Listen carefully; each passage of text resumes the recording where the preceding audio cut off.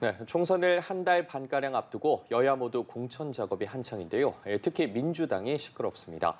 비명계 공천 학살 논란에 당내 반발이 확산하고 있는데요. 네, 자세한 소식은 국회 취재기자 연결해서 알아보겠습니다. 정다혜 기자. 네, 하위 20% 통보를 받은 비명계 의원들의 반발로 민주당 공천 갈등은 연일 격화하고 있습니다. 비명 횡사, 친명 횡재란 말이 나오고 이재명 대표 사퇴 요구까지 제기되고 있는 상황인데요. 오늘 권노갑 상임고문 등 당 원로 4명은 잘못된 것을 바로잡고 국민께 사과해야 한다며 이재명 대표가 책임지는 모습을 보여야 한다고 촉구했습니다. 공천 업무에 직접 관여하지 않은 홍익표 원내대표가 나서서 국민께 실망을 드려 송구하다며 머리를 숙였는데요. 직접 들어보시죠. 국민의 경고를 무겁게 받아들이고 문제를 바로잡아야 합니다.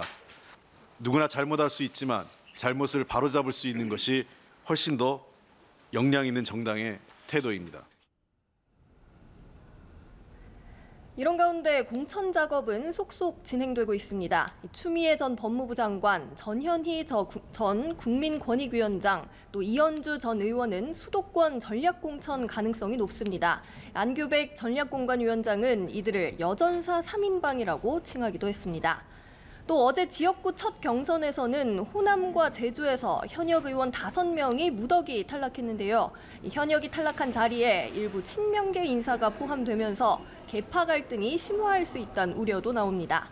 민주당은 잠시 후 오후 2시 30분 추가 단수공천 후보자와 경선 지역을 포함한 5차 심사 결과를 발표합니다.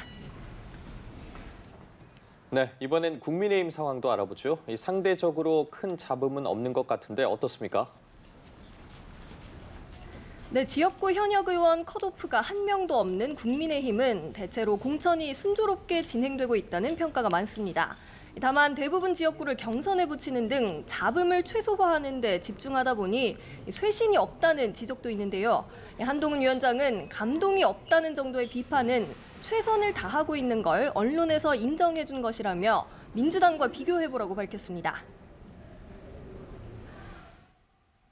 이재명 대표의 사심 가득 찬 대장동식 공천과 명백하게 비교되겠죠. 저는 감동은 그 두 비교에서 나올 수 있지 않을까 생각합니다. 이런 가운데 공관위는 김현아 전 의원에 대한 경기 고양정 단수 추천을 다시 검토하기로 했습니다. 당은 정치자금법 위반 수사 상황 등에 대한 재논의 요구가 있었다며 단수 추천 의결을 보류했습니다. 또 텃밭 중 하나인 서울 서초을의 경우 지역구 재배치를 고심 중입니다. 서초을엔 현역인 박성중 의원, 비례 지성호 의원, 신동욱 전 TV조선 앵커가 경쟁 중인데 당은 민주당 홍익표 원내대표가 출마하기 때문에 유리한 지역으로 보기 어렵다며 여러 고민을 해보겠다고 전했습니다. 국민의힘은 아직 결정짓지 못한 69개 지역구에 대한 심사를 이어가고 있는데요. 오늘 오후 추가 결과를 공개할 수 있습니다. 하위 10% 윤곽도 조금씩 드러나는 가운데 컷오프 이후 마찰이 불가피할 거란 전망도 나옵니다. 지금까지 국회에서 전해드렸습니다.